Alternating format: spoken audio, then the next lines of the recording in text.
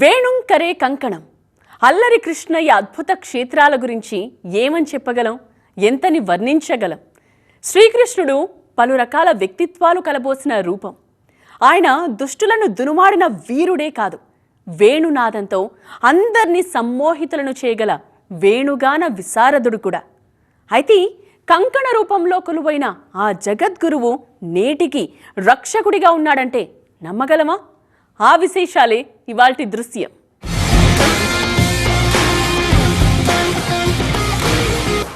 శ్రీకృష్ణుడి రూపం చాలా మందికి ఆహ్లాదాన్నిస్తుంది. ఆయన వాయించే వేణువు నాదం మైమర్పించేలా చేస్తుంది. కృష్ణుని వేణువును కొందరు హృదయానికి సంకేతంగా భావిస్తూ ఉంటారు. కానీ ఆ వేణువు మర్మమేంటో మీకు తెలుసా?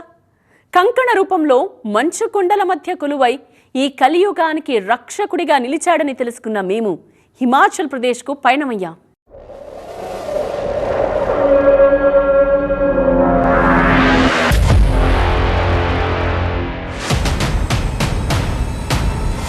అది ఎలాంటి ప్రదేశం అంటే కలియుగంలో ద్వాపర యుగ దృశ్యాలు కనిపిస్తాయి.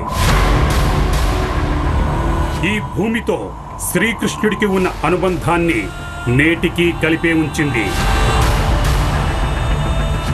100 ఏళ్ల క్రితం వాసుదేవుడు చూపిన లీల ఇప్పటికీ కొనసాగుతోంది. ఇది అతీంద్రియ దృశ్యం, ప్రపంచంలోనే అత్యంత ఎత్తైన శ్రీకృష్ణుడి ఆలయం.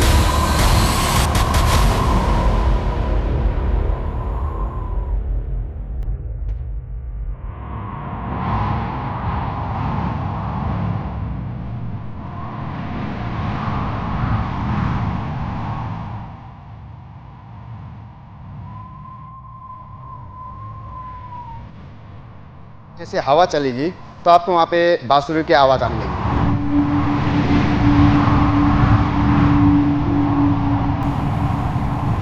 जो मानते हैं उनको ही दिखता है कि भी वाकई बांसुरी बजा रहे हैं।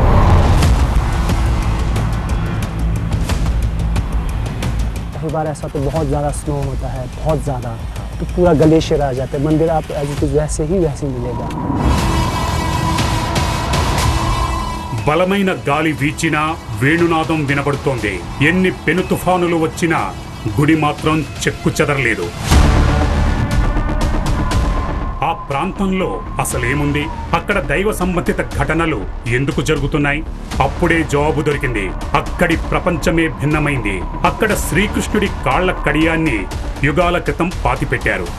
అది ఆ ప్రాంతం మొత్తాన్ని రక్షిస్తుంది. దానికి సాక్ష్యం అక్కడున్న దివ్య సరోవరమే. श्री कृष्ण के जो दोस्त थे तो उनने अपने उदय दोस्त को अपना कड़ा दिया था, तो वो कड़ा तो उदय ने वहाँ पे जाके वो कड़ा को छुपाया था। कुंडपुला श्री कृष्ण के कड़े से दिखता है।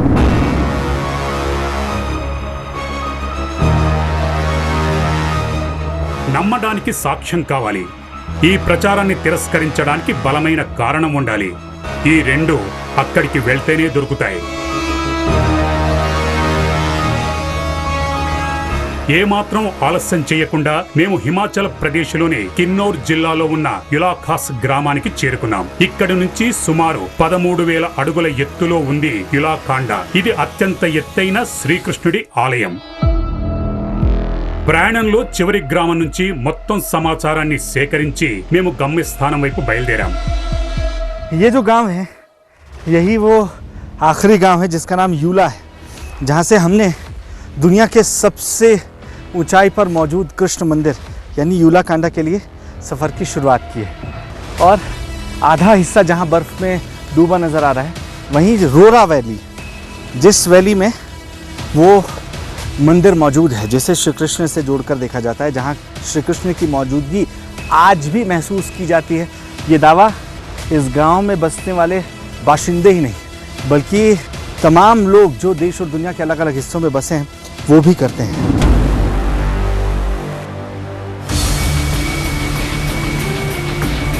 పర్వతం దాటే సమయంలో ఒక జలపాతం ఎదురైంది.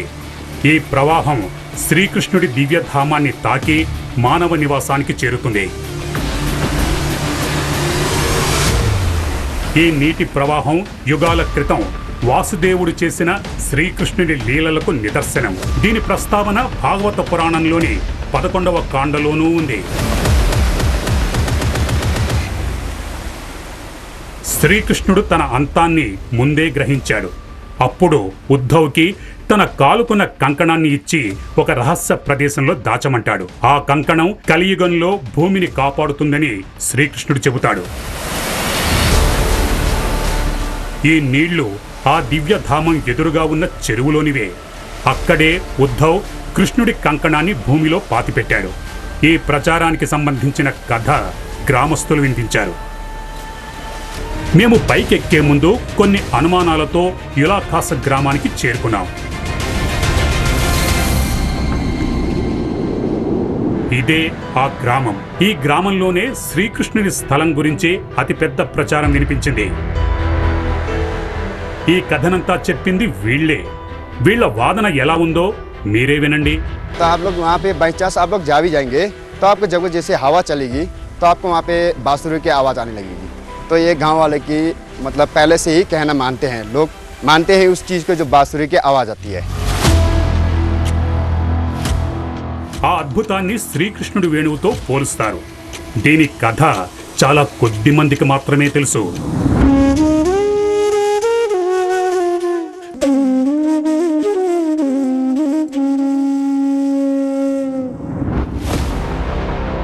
శ్రీకృష్ణుడి వేణువు పేరు సమ్మోహిని. కొన్ని పురాణాల్లో దీన్ని మహానంద అని కూడా అంటారు. శ్రీకృష్ణుడి వేణువు దధీచి మహర్షి ఎముకలతో తయారైందని చెబుతారు. దీన్ని మహాదేవుడు చిన్నతనంలో శ్రీకృష్ణుడికిచ్చాడు. అప్పుడే శ్రీకృష్ణుడి బాలరూపాన్ని చూడ్డానికి బృందావనంకి వచ్చాడు మహాదేవుడు. మధురరాజయ్యాక వేణువు ప్రస్తావన రాలేదు. మరోవైపు వేణువు కథ బృందావనంలోనే ముగిసిపోయిందని చెబుతారు. గుడి దగ్గర అదే వేణునాదం వినిపిస్తుందని గ్రామస్తుల ప్రగాఢ విశ్వాసం. जो मानते हैं उनको ही दिखता है कि भी वाकई बांसुरी बजा रहे हैं, कुछ चलने का आवाज़ आ रहा है, कुछ पायल का जैसा आवाज़ आ रहा है, कुछ दिखता है कि कृष्ण जैसा है, ऐसा सुना है. हर किसी को तो दिखता नहीं है. యులాఖాండ ఆలయం 13,000 అడుగుల ఎత్తులో ఉంది. ఇక్కడ ప్రతిరోజు మంచు తుఫానులు సంభవిస్తాయి. ఇప్పటి వరకు భారీ తుఫానులు చాలానే వచ్చిపోయాయి. కానీ ఇప్పటికీ ఆ ఆలయానికి ఎలాంటి ముప్పు వాటిల్లలేదు. ఎందుకంటే అక్కడ శ్రీకృష్ణుడి కంకణం పాతిపెట్టుంది. అదే ఈ మొత్తం ప్రాంతాన్ని ప్రతి ప్రమాదం నుండి సురక్షితంగా కాపాడుతుంది. ये कैसे पॉसिबल है कि ग्लेशियर, क्योंकि अगर चारों तरफ से घिरा हुआ है पहाड़ों से, ग्लेशियर टूट कर आ रहा है तो उसकी तो इतनी रफ्तार होती है कि गांव के गांव बिल्कुल बिल्कुल बिल्कुल बिल्कुल यही तो ऊपर वाले का एक वो है, क्या कह सकते हैं उसको. ఇవన్నీ విన్న తర్వాత ఎవరాగుతారు? బహుశా ఆ వాదనలు అబద్ధం కావచ్చు. కానీ ఇది ప్రపంచంలోనే ఎత్తైన శ్రీకృష్ణ ఆలయం. అక్కడ మనకు ఏం దొరక్కపోతే కనీసం దాని దృశ్యమైనా మన దగ్గర ఉంటుంది.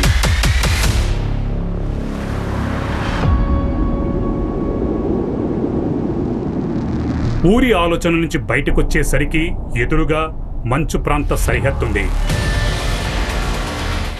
ఒక్కో అడుగు వెయ్యటమే కష్టంగా మారింది. అయినా తెగించి ముందుకు వెళ్లాల్సిందే. నిమిషాలకి కష్టాలు పెరుగుతున్నాయి. మోకాళ్ల వరకు మంచులో కూరుకుపోతున్నాం. శ్వాస అందడం లేదు. అప్పుడే మొదటి గమ్యం కనిపించింది. याद है तुमको नीचे उसने क्या कहा था? आपके लिए रास्ते पर एक कुंड पड़ेगा जिसे भीम कुंड वो कह रहे थे, और वही आपको इंडिकेट करेगा कि आप अपनी मंजिल के करीब हैं. मुझे लग रहा है वो सामने है. ओह! ఇది భీమ్కుండ్. మేము సరైన మార్గంలోనే ఉన్నామని ఇది గ్యారంటీ ఇస్తోంది. శ్రీకృష్ణుడు సాక్షాత్తు పరమాత్మే. ఎన్నో రూపాలు ధరించే శక్తిగల మహిమాన్వితుడు. ఆయన ఏ కర్మల ఫలం అంటనివాడు. అంతవరకు నిజమే. అయితే యూలాఖాండకు వెళ్ళిన మాకు ప్రతి సందర్భం ఆయన జ్ఞానానికి సంకేతంగా అనిపించింది. శ్రీకృష్ణుడి వేణునాదం వెనుక ఉన్న అసలు తత్వమేంటో బోధపడేలా చేసింది. ఈ భీమ్కుండులోకి పైనుంచి కృష్ణ నీళ్లు ప్రవహిస్తూ వస్తాయి. అంటే ప్రపంచంలోనే అత్యంత ఎత్తైన కృష్ణ దేవాలయం ముందు ఉన్న దివ్య సరస్సు. ప్రచారం ప్రకారం శ్రీకృష్ణుడి కంకణం అక్కడే పాతిపెట్టారు. ఈ సరస్సు ఆశలను రేకెత్తించింది. బహుశా ఆ ఆలయం దగ్గరలోనే ఉందేమో. जब भीमकुंड आया तो मुझे लगा कि अब हमारी मंजिल बेहद करीब है, हम कुछ ही मिनटों में वहाँ पहुँच जाएंगे. लेकिन वो देखिए, भीमकुंड यहाँ से नज़र आ रहा है. हमने इतनी ऊंचाई अभी गेन कर ली है. यहाँ से तकरीबन 1 किलोमीटर दूर भीमकुंड है. बावजूद इसके हमारी मंजिल का कोई नामो निशान अभी तक नज़र नहीं आ रहा है. बस एक उम्मीद है कि इस पहाड़ के पार जैसे ही हम जाएंगे तो शायद कोई निशान मंजिल के मिल पाए. పర్వతారోహణ పూర్తయిన వెంటనే ఆలయం కనిపించింది. मंदिर सामने मदन, वो देख. हाँ.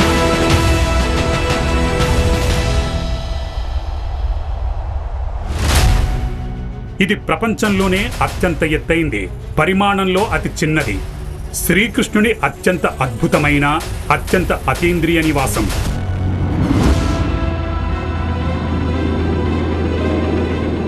నలువైపులా దట్టమైన మంచు పలకాలు, దూరం వరకు కనిపించే భారీ మంచు కొండలు, మధ్యలో చెరువు, చెక్కతో నిర్మితమైన చిన్న ఆలయం. ఈ ఆలయ నిర్మాణ చరిత్ర 600 సంవత్సరాల పురాతనమైంది. ఈ ప్రాంతం ఆలయ స్థలం దానికంటే పురాతనమైంది. ద్వాపర యుగం కాలం నాటిది. तो ये दुनिया के सबसे ऊंचाई पर मौजूद कृष्ण मंदिर. अभी आप जब देख रहे हैं तो चारों तरफ इसके सिर्फ बर्फ और बर्फ नजर आती है. और अगर आप इससे भी दूर नजर डालेंगे तो आपको प्रकृति की जो खूबसूरती नजर आएगी वो शायद कहीं और नजर ना आए.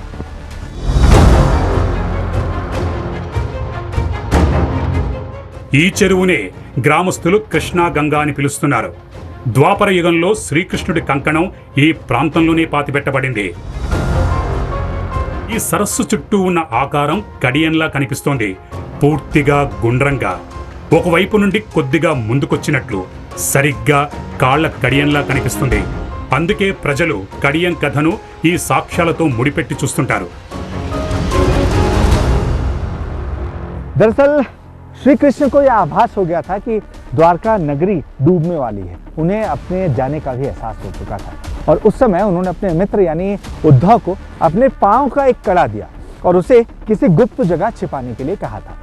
अब माना यह जाता है कि ये वो जगह है जहां उद्धव ने श्री कृष्ण के पांव के कड़े को यहाँ छिपाया था, जिसके बाद इस मंदिर का निर्माण किया गया. और ये कहानी जो है ये जुड़ती है बाद में पांडवों के अज्ञातवास से. ఇది శ్రీకృష్ణుని నివాసం. ఇక్కడే కడియం పాతిపెట్టబడింది. దీనికి మరో సాక్ష్యం కూడా ఉంది. ఆ సమాచారం గ్రామంలో లభించింది. जैसे आप श्री कृष्ण मंदिर के वहाँ पहुँचोगे तो वहाँ आपको कृष्ण की लीला जरूर दिखेगी. जितनी भी ठंड हो, लेकिन वहाँ का जो पानी है वो कभी जमता नहीं है, वो बहते रहता है जितनी भी ठंड हो. ఇప్పుడు ఈ దృశ్యాన్ని జాగ్రత్తగా చూడండి. దూరం వరకు మంచే కనిపిస్తోంది. ప్రస్తుతం కనిష్ట ఉష్ణోగ్రత -16 డిగ్రీల సెల్సియస్. అయినా చెరువు పూర్తిగా గట్టకట్టలేదు. కానీ మేము ఇంకా సంతృప్తి చెందలేదు. నీరు గట్టకట్టకపోవడానికి వేరే కారణం కావచ్చు. ప్రతి సరస్సు ఆకారం సాధారణంగా గుండ్రంగా ఉంటుంది. కానీ అతి ముఖ్యమైన నమ్మకం మరొకటుంది. దాని ప్రకారం ఇక్కడ బలమైన గాలి వీచినప్పుడు వేణునాదం వినిపిస్తుంది. చూద్దాం ఇది ఇప్పుడు రుజువు అవుతుందో లేదో. మేము ఆలయం వైపు వెళ్ళాం. దాన్ని కాంగ్రా శైలిలో చెక్కతో నిర్మించారు. గుడి గుమ్మం మీద వేణువులు ఉన్నాయి. ఎవ్వరూ ఊహించి కూడా ఉండలేరు. దిగువ ప్రపంచానికి దూరంగా 13,000 అడుగుల ఎత్తులో ఒక అద్భుతమైన ప్రపంచం ఉంది. వింటూనే ఆలోచనలో పడేస్తుంది. ఏదైతే నమ్మకం ఉందో అది నిజమేనా అని.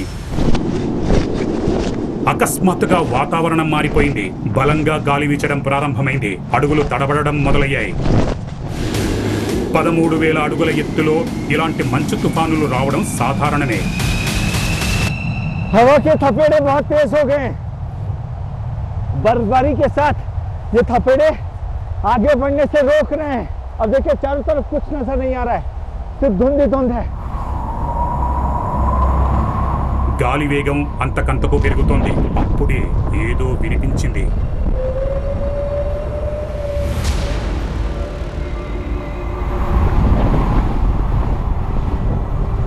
एक सेकंड, कुछ आवाज आ रही है मदन, एक सेकंड। ఇది గాలి తరంగం. మాకు చాలా స్పష్టంగా వినిపిస్తోంది. వేగం మరింత పెరిగింది, కానీ శబ్దం వేరేలా వినిపించింది. ये देखिए, అది భిన్నంగా ఉంది. जैसे आपको बांसुरी की आवाज सुनाई देती है ना, हल्की हल्की आवाज आ रही है। एक सेकंड, इधर से आ रही मदन, तुमको आई इधर से। ఈ రాగం భ్రమలా అనిపిస్తోంది. ఏ దిశ నుంచి వస్తుందన్నది తెలుసుకోలేకపోయాం. ऊपर से आ रही है क्या? शायद यहाँ से आ रही है। एक सेकंड, इधर जाएंगे।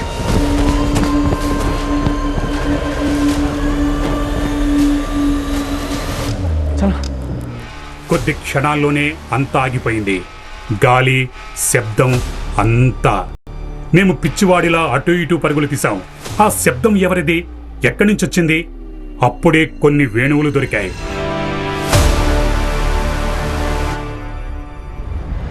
ఆలయ సమీపంలోని మంచులో కూరుకుపోయాయి. మేము గుమ్మం దగ్గరైతే చూశాం, కానీ మంచులో కూరుకుపోయిన వేణువులపై మా దృష్టి పడలేదు. పూజ చేశాక ప్రజలు వీటిని వదిలేసి వెళ్తారు. मैं वहां पर खड़ा था मंदिर के दूसरे हिस्से पर, और जैसे ही हम जाने की कोशिश कर रहे थे तेज हवा के थपेड़ों के बीच, इस बर्फबारी के बीच, वैसे ही हमें विस्लिंग साउंड सुनाई दिया है।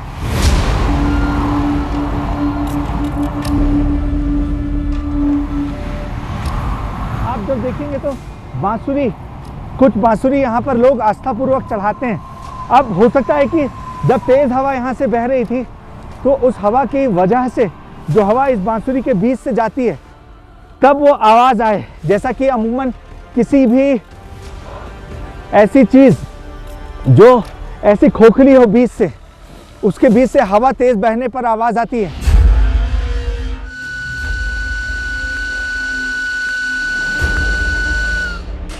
ये कुछ इस तरीके की आवाज थी। ఇది నిజమని కాదు, ఒక అనుమానం మాత్రమే. బహుశా ఈ వేణువులపై గాలి ఒత్తిడి వల్ల రాగం వచ్చుండొచ్చు. గాలి వినిపించిన ఆ రాగం అటు ఇటుగా వేణుగానం మాదిరిగానే ఉంది.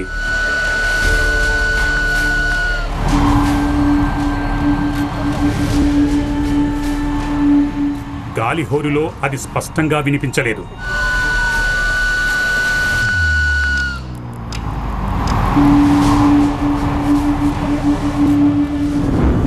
బహుశా గాలి హోరు వేణు తాకిడికి వల్ల ఆ శబ్దం వచ్చుంటుంది. మేము మళ్ళీ చెబుతున్నాం, ఇది మా అనుమానం మాత్రమే. కానీ మేము ఆలయం దగ్గర కనిపించిన దృశ్యాలపై గ్రామస్తులతో చర్చించాం.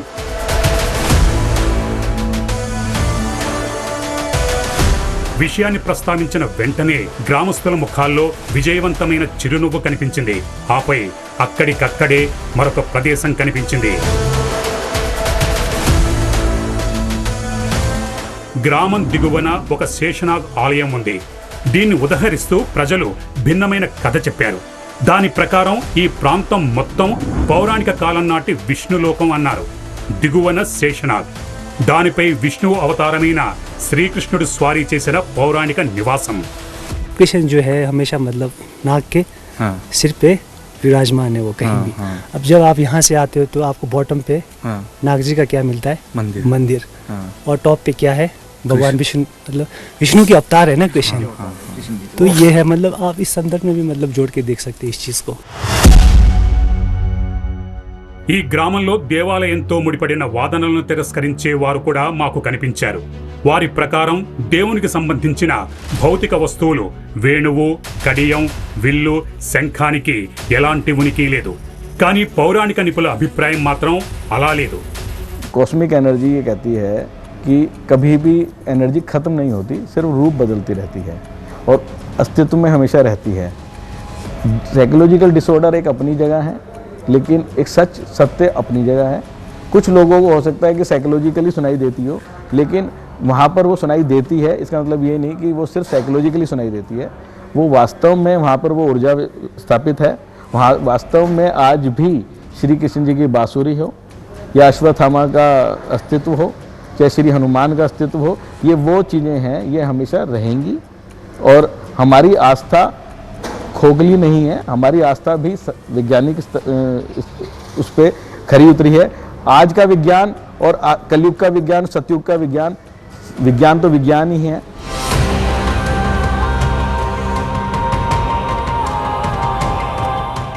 శ్రీకృష్ణుడు అతనితో ముడిపడిన వస్తువులపై ఏ చర్చ జరిగినా ఎలాంటి మలుపు దగ్గర ముగుస్తుందంటే